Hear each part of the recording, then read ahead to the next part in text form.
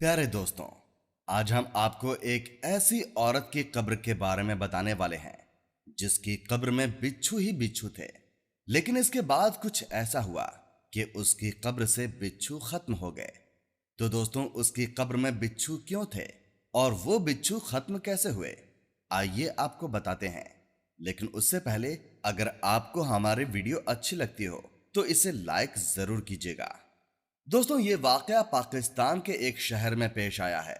कब्रिस्तान में काम करने वाला एक गोरकन बताता है, एक बार ऐसा हुआ कि जब मैं कब्रिस्तान में काम करता था तो मेरा एक गोरकन दोस्त था।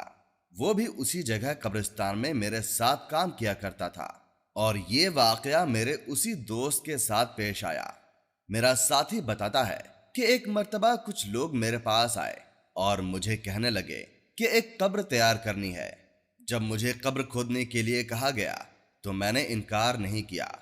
अब मैं कब्र खोदने के लिए जमीन को तलाश कर रहा था तो कब्र खुदवाने वाले कहने लगे, ये जो पेड़ है इसके नीचे ही तुम जमीन को खोदना शुरू कर दो, ये जगह बेहतर रहेगी। मुझे वो लोग बहुत परेशान लग रहे थे।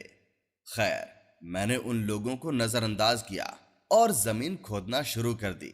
लेकिन अजीब बात थी कि पहले तो वो जगह बहुत हमवार थी और यही लग रहा था कि आसानी से खुद जाएगी। लेकिन जैसे ही कब्र खोदने के लिए कुदाल जमीन पर मारी तो वहां एक बड़ी सी चट्टान निकल आई। बहुत बड़ा सा पत्थर था। ऐसा लग रहा था कि जमीन सख्त हो गई है और यहां पर कब्र नहीं खुद सकती। मैंने उन लोगों की तरफ देखा और कहा, देखें, यहां पर कब्र खोदना मुमकिन नहीं है। यहां बहुत बड़ा सा पत्थर है, आप लोग क्या कहते हैं? तो वो लोग कहने लगे, ठीक है, तुम दूसरी जगह देख लो। जब हम दूसरी जगह गए और वहां पर कब्र खोदना शुरू की तो अजीब बात थी कि वहां भी एक बड़ा सा पत्थर रुकावट बन गया। कब्र खोदने वाला कहता है, मैं फिर हैरानगी से उनको देखने लगा और कहने लगा, अजीब माजरा है साहब, आपके सामने मैंने जमीन को देखा। जमीन तो बहुत नरम थी, लेकिन ये तो बड़ी अजीबो गरीब बात हो रही है कि पत्थर पर पत्थर निकल रहे हैं, जबकि मैंने तो आज तक बहुत सी कब्रें खोद चुका हूं। खैर, जो लोग कब्र खुदवाने वाले थे उन्होंने कहा, अब क्या कर सकते हैं, तीसरी जगह देख लो। जाहिर सी बात है कि मैयत को तो दफनाना ही है। अब तीसरी जगह जाकर कब्र को तैयार किया गया तो वहां कब्र तो खुदना शुरू हो गई। लेकिन जैसे ही उसमें गड्ढा बना तो उसमें इंतहाई गलीज और नाकाबिले बर्दाश्त बदबू आने लगी। बयान करने वाले भाई बताते हैं कि यह सूरत हाल देखकर मेरा जो साथी कब्र खोद रहा था वो डर गया और उसने इनकार कर दिया। उसके इनकार करने पर वो लोग परेशान हुए और कहने लगे, अगर तुम कब्र नहीं खोदोगे तो कौन खोदेगा? इसके बाद वो मेरे पास आया और कहने लगा, भाई जरा जाकर कब्र तैयार कर दो। बयान करने वाले भाई कहते हैं, मैंने पूछा, अरे किसकी कब्र है? तो उसने बताया कि वो लोग कह रहे हैं किसी औरत की कब्र है। मैंने तीसरी दफा कब्र खोदी है लेकिन वो कब्र तैयार ही नहीं हो रही। 3 बार कब्र खोदने पर भी ऐसा लग रहा है कि जमीन उस औरत को कबूल करना ही नहीं चाहती। अभी वो मुझे ये बात बता ही रहा था कि इतने में वहां उस औरत के रिश्तेदार आ गए। उन्होंने कहा, देखो, हमारी मजबूरी है, हमें कब्र तैयार करानी है। काफी देर हो गई है लेकिन इस आदमी ने कब्र नहीं खोदी, बल्कि बार बार कह रहा है कि यहां चट्टान आ गई है, यहां पत्थर आ गया है। क्या तुम ये काम कर सकते हो? बयान करने वाले भाई कहते हैं, जब उन लोगों ने मुझसे राब्ता किया और मुझसे कहा कि कब्र खोद दो क्योंकि रात हो गई है, इसके बाद हमने लाइटों का इंतजाम किया और मैंने कब्र खोदने शुरू कर दी। लेकिन अजीब बात थी, मेरे साथी की तरह मैं जितनी बार कुदाल जमीन पर मारता तो मेरे जिस्म में सनसनी सी महसूस होती। ऐसा लगता कि वहां पर लोहे या पत्थर के टुकड़े पड़े हुए हैं। मुझ पर खौफ तारी हो गया और पूरा जिस्म पसीने से भीग गया। हालांकि वो सर्दियों की रात थी, यानी सर्दियों का मौसम था। मैंने हिम्मत करके थोड़ी सी जमीन खोदी। जमीन खोदने की देर थी कि उसमें से बड़ी तादाद में बिच्छू निकलने लगे, जिन्हें देखकर मैयत के साथ आने वाले लोग भी डर गए। इतने में वहां मौजूद लोगों में से किसी ने कहा, इस औरत के शौहर से कहो کہ یہ اپنی بیوی کو معاف کر دے اور اس کے گناہوں کی بخشش کے لیے دعا کرے۔ میں نے کہا آخر یہ عورت کون تھی اور اس کا شوہر یہاں پر موجود کیوں نہیں ہے؟ تو اس میں سے ایک آدمی کہنے لگا یہ عورت ہمارے محلے میں رہتی تھی۔ اس کے بعد ایک اور آدمی آگے آیا، اس نے کہا میں اس کا بھائی ہوں، دراصل اس کا شوہر اپاہج ہے اور یہاں نہیں آ سکتا، چل پھر نہیں سکتا ہے۔ تو میں نے کہا پھر کیوں کہا جا رہا ہے کہ اس کے شوہر کو یہاں پر بلایا جائے؟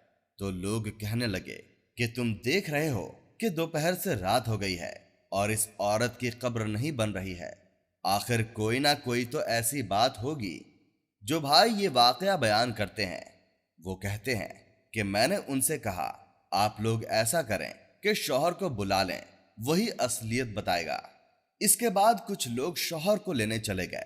جب وہ چلے گئے تو میں نے ان میں سے ایک آدمی سے باتیں کرنے لگا۔ میں نے ان سے کہا آخر یہ عورت اپنے شوہر کے ساتھ کیا کرتی تھی؟ تو وہ کہنے لگا دراصل یہ عورت اپنے شوہر سے بدزبانی کرتی تھی، روزانہ جھگڑتی اور اس کو تانے دیتی، لیکن اس کا شوہر بڑا ہی صابر اور شاکر تھا، مگر وہ غریب تھا۔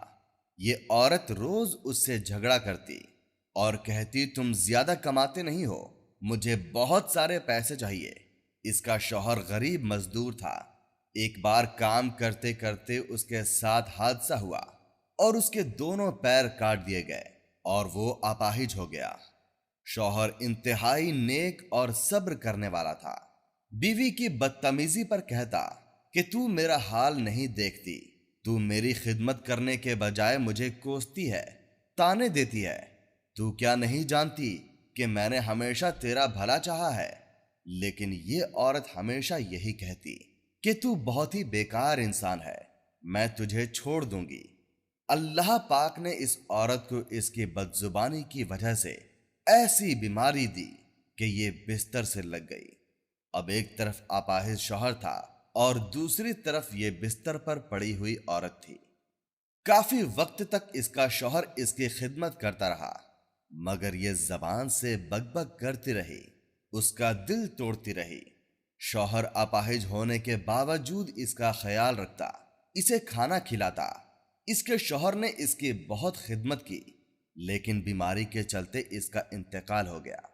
بیان کرنے والے بھائی کہتے ہیں کہ ابھی میں یہ سب باتیں سن ہی رہا تھا کہ اتنے میں وہ لوگ اس کے شوہر کو لے کر آ گئے۔ وہ بری طرح سے رو رہا تھا۔ میں نے کہا بھائی صاحب آپ دیکھ رہے ہیں نا کہ آپ کی بیوی کس حالت میں اس دنیا سے گئی ہے۔ آپ اللہ کے نیک بندے ہیں، آپ نے کبھی اس سے بدتمیزی نہیں کی، اس پر ہاتھ نہیں اٹھایا، بلکہ اس کی خدمت کی، اس کی زبانداری کو برداشت کیا ہے۔ اللہ پاک آپ پر اپنی رحمتیں ہمیشہ برسائے رکھے۔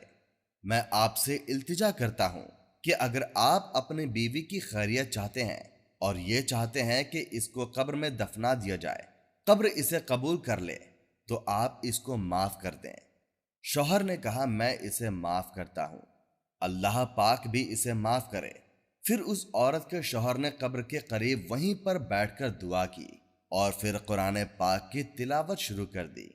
وہ سورہ یاسین پڑھتا رہا اور مختلف سورہ مبارکہ پڑھ کر اس نے دعا کی کہ یا اللہ میری بیوی کو معاف کر دے، یہ جس حالت میں دنیا سے گئی ہے بہت بیمار تھی، میں نے اسے تکلیف دی، میں نے اسے سکھ چین نہیں دیا، لیکن میں اس کے لیے مغفرت کی دعا کرتا ہوں۔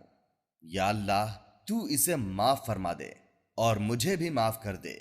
شوہر دعا کرتا جا رہا تھا اور کافی دیر تک تلاوت قرآن پاک کرتا رہا۔